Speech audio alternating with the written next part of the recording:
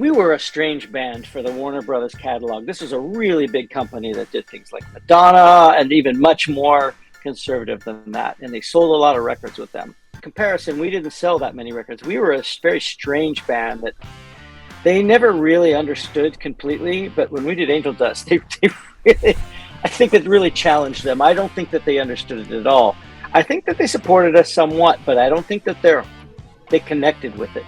And I can understand that, actually. And we kind of knew that that could happen. But so we accepted it when it did.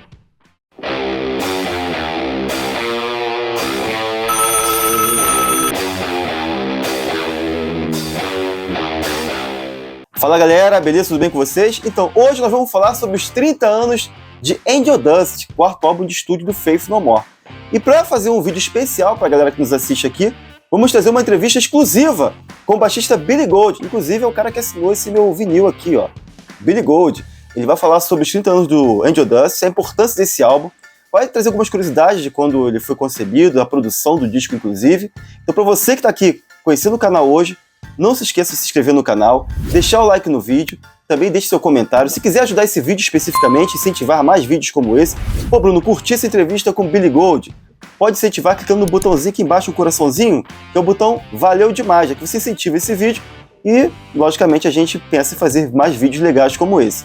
Também pode deixar seu comentário aqui nesse vídeo, inclusive já peço a vocês deixar um comentário dizendo qual é a música que vocês mais gostam do Angel Dust e se realmente esse álbum é influente na vida de vocês. Então, fale sobre o Angel Dust aqui, que você também achou dessa entrevista que eu vou trazer com o Billy Gould. Agora, você também pode ajudar o canal de forma recorrente, sendo membro aqui do canal, beleza? Então, hoje eu vou trazer meu papo com o Billy Gould sobre os 30 anos do Angel Dust, esse descasso aqui, que pra mim, na minha opinião, é o mais influente do Faith No More. Deixa eu falar um pouquinho sobre esse disco. Angel Dust foi lançado em 8 de junho de 1992, é o quarto álbum de estúdio da banda, o segundo com a formação que levou o Faith No More ao sucesso, com Mike Patton no vocal, Jim Martin na guitarra, Billy Gould, nosso convidado de hoje, no baixo, Roddy Bottum no teclado e o Mike Bordin na bateria. Esse disco aqui, o grande sucesso desse álbum aqui, foi essa música aqui, ó, Easy, que é uma releitura do Commodores. Muita gente, inclusive, quando vai citar o Faith No More, fala que Easy do Faith No More. Não, Easy é do Commodores, que inclusive, como vocês podem ver aqui, foi tema de uma novela aqui no Brasil. Mas tivemos outros hits aqui marcantes, como Midlife Crisis, que é a terceira música do disco, A Small Victory, que tem um clipe muito legal, e fora outras músicas que são preferidas dos fãs, que a banda toca até hoje nos shows, né, como Be Aggressive, Everything's Ruined e a própria Caffeine. Quando eu digo que Angel Dust foi o disco mais influente da banda, é porque a partir desse álbum aqui que o grupo trouxe uma sonoridade mais própria, né? O Faith No More vem de um grande sucesso, né, do lançamento do The Real Thing, com músicas como Epic, Falling to Pieces, e Angel Dust, a banda decidiu se aventurar em outra sonoridade. Tanto que em 2003, a revista Kerrang lançou uma edição com os 50 álbuns mais influentes de todos os tempos, e quem estava no topo da lista? Angel Dust. E para entender melhor a concepção desse álbum, né, e entender toda a história que envolve a criação de Angel Dust, e também para fazer uma homenagem merecida ao álbum, eu decidi convidar o baixista da banda, o Billy Gould, para falar um pouco falar a respeito desse disco, sobre a criação desse álbum, para trocar uma ideia. E o Billy Gould gentilmente aceitou conversar sobre o disco, dedicou um tempo para trocar uma ideia, para conversar, papear sobre a criação, relembrou histórias da criação de Angel Dust. Confere aí, deixa o like no vídeo, se inscreve, comenta e vamos que vamos. Billy, Angel Dust has become an iconic album. But how do you see this album today, 30 years later?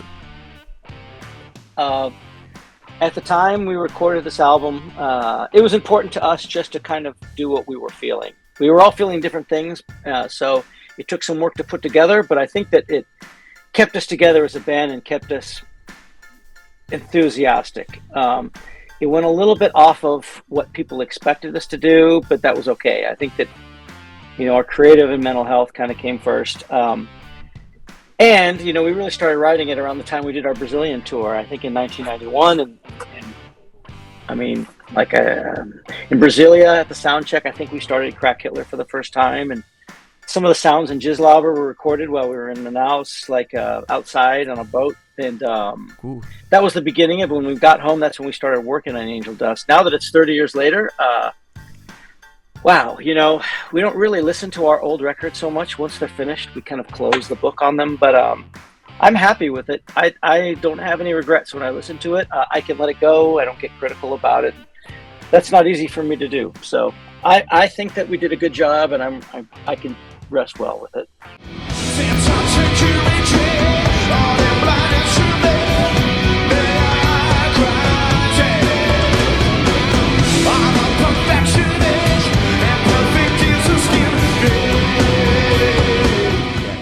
In 2003, Angel Dust was named the most influential album of our time by Kerrang! Magazine. What did you think of this? Well, in 2003, there was no Faith No More, so I was happy to get the acknowledgement, and also because it was readers who voted for that. That was amazing. It wasn't a critics poll, so that means we really connected with people. And you know, it was kind of a shame that we got that recognition after the band had already broken up. But you know, it is what it is. I think it was good. Yes. When I listen to Faith No More albums in chronological order, it's evident for me. Faith No More before Angel Dust with Carlotte introduced herself in The Real Thing, and that funk rocks and funk metal things. And there's older Faith No More after Angel Dust, with inclusions of new sounds such as keyboard samples and varied vocals. I remember when I first heard this album, I was 13 years old or 14, and me and my daddy walking to the record store and buying Angel Dust cassette tape. I remember driving home listening to Angel Dust in the car. So it's vivid in my mind the first time I heard Land of Shine, Caffeine, and Life Cries, RV, and I remember my reaction was, man, this is so different. It's a different band from Epic and Falling to Pieces. It wasn't the same band I saw at Rock in Rio in 91. Exactly. I think Angel Dust changed the fans' perspective on the band.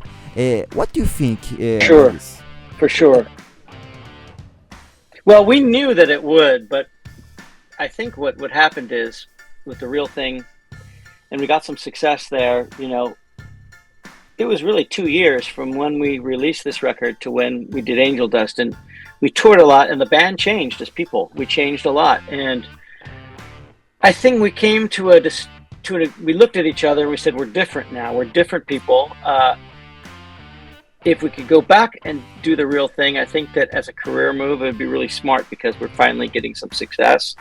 But I think that as creative people and artists, we might have to go someplace as ourselves, as who we are today, and we might lose some people because it's gonna be a big change for them. And I think we realized that, and I think we decided to do that anyway.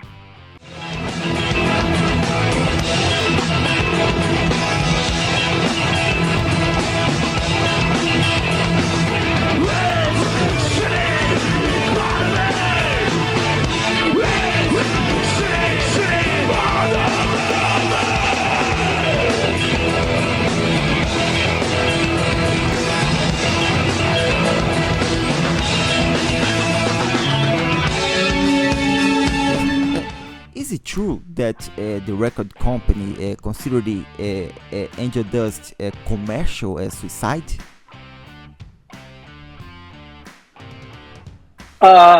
We were a strange band for the Warner Brothers catalog. This was a really big company that did things like Madonna and even much more conservative than that. And they sold a lot of records with them. By comparison, we didn't sell that many records. We were a very strange band that they never really understood completely, but when we did Angel Dust, they really, I think it really challenged them. I don't think that they understood it at all. I think that they supported us somewhat, but I don't think that they connected with it. And I can understand that, actually. And we kind of knew that could happen. Yes. But so we accepted it when it did. Yes.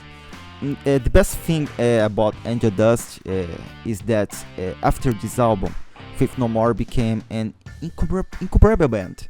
And because before, a lot of people still made reference to Red Hot Chili Peppers and other funk metal bands. But after Angel Dust, Yes. Faith No More became a unique band. Do you agree? Yes, I stopped getting these funk metal demo tapes from bands, and I knew that we were on the right path. I think that this thing that the people thought of us, like this Red Hot Chili Peppers band, was this very superficial aspect of the band. And that obviously did connect with people, that part of it, but it's kind of like looking at yourself through a mirror in a circus, like those distorted mirrors. It's us, but it was a very distorted version of us. I think we kind of brought ourselves back together with Angel Dust and reconnected with kind of our real selves more than what our perception was.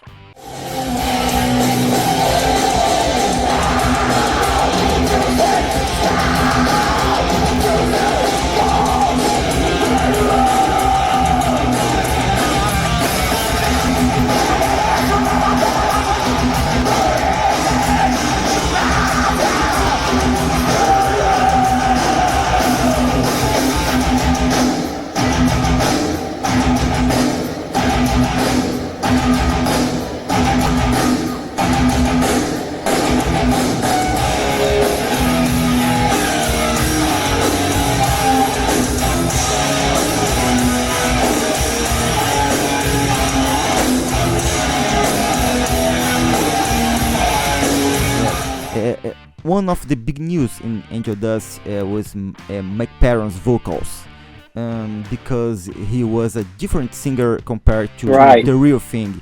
How did you react to this change in the way he sings? Well, I mean, I didn't know him very well still, you know. He just joined the band right before The Real Thing came out, so I'd only known him about 2 years, and we didn't really write an album together. That was the first album we all wrote together. So he's not coming to music that's already written and just putting lyrics on top. He's actually part of the process.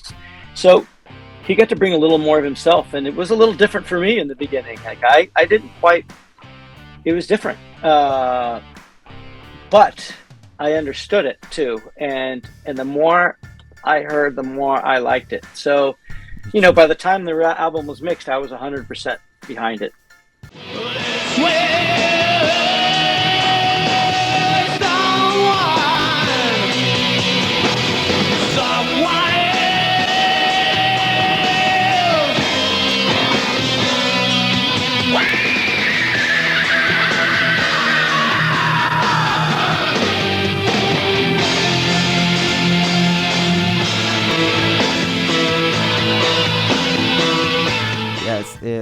I don't know if you like these bands, but many people say that Angel Dust influenced new metal bands.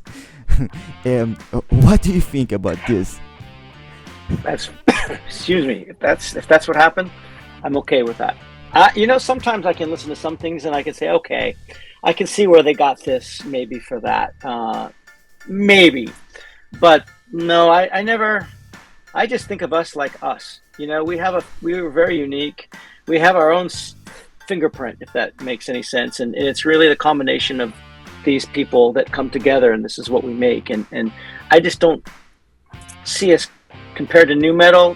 Just like, I mean, you could compare us to the Stranglers, maybe. Maybe you could compare us to Roxy Music, but not really, just in a very superficial way. And I think that we just kind of are our own thing, really. Tell us about Jim Martin's participation in the recording of this album, because in some interviews he gave the impression that he had made the recording in bad mood. But I see great guitars, and I think he did a great job. Right? He did good. His playing was good. His guitar tone was good. Everything that he did on that album, he did good. I don't know if he was as satisfied with the music as we were, but yeah, he did good. I'm happy.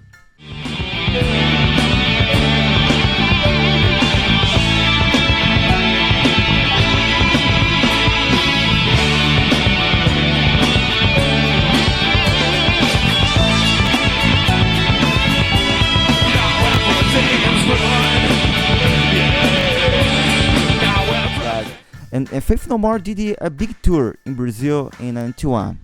You played in many cities. You were the first international band to play Manaus, Amazonia. and you played some Angel Dust songs at the shows. When Angel I think Dust we did, yeah. when when Angel Dust left months later, it was still possible to feel that Brazilian influence on the album. There's even a voice recording in Crocker Hitler, taken from a Brazilian airport, for example. That's right, I forgot about that. Yes, it is Lettieri. How much did that long tour, the biggest you've ever done, influence the music of Angel Dust and the future of Faith No More? I'm speaking for myself. Yes.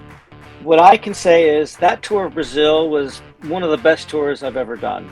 In that period of time and who we were, what we saw and what we did, we were there for a month and we played maybe all over the country, like 13 shows or something, and really got to know the country a little bit. And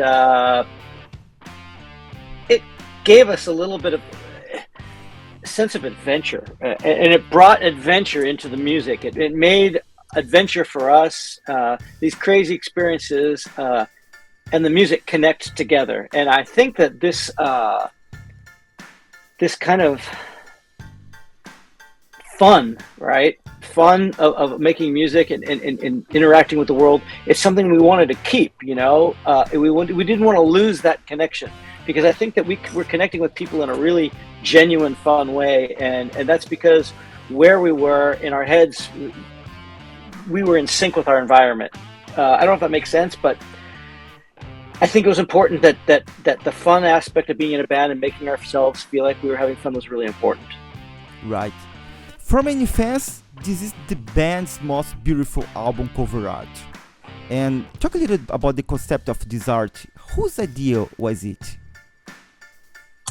This was Roddy's idea, actually. Roddy kind of had the whole concept of this beautiful bird and the title Angel Dust, and we couldn't find a photo that looked like what he had thought. And interestingly enough, there was a guy in San Francisco who was a photographer who took a lot of nature shots, and we went to his place and we saw that swan. We were like, that's it, that's the shot. Everybody agreed, like that's the cover. Nice. Billy, now the hardest question of the day. Get ready. What's your favorite song of Angel Dust? Whew. I never do well on those questions, because my feelings change all the time too. Maybe my favorite one right now is probably Caffeine.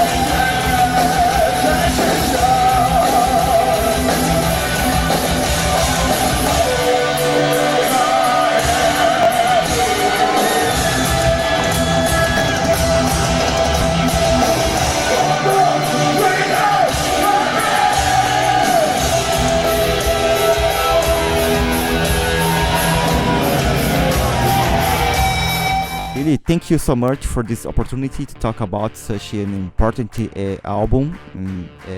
Cool. Made me feel 14 years old again. Really, man, it was a pleasure. Even more because we will have many Faith No More Brazilian fans watching our video, and many friends who follow me on Rock on Board always asking me nice things about Faith No More, and I think we did it today, I believe. So again, thank you for the opportunity to talk about Angel Dust on a special date, 30 years after its release. So thank you very much for your time. It was a pleasure, a big pleasure, right? Mhm. Well, I would just say, for our Brazilian fans out there, just know that Brazil has always been a very special place for Faith No More. And like I said before, one of the best tours that I think we ever did was that Brazilian tour, and it made an impression on me and us. And we're very grateful for our fans there and have this connection with them. Thank you, Billy. Muito obrigado. Thank Okay. Obrigado. Okay. Hasta logo.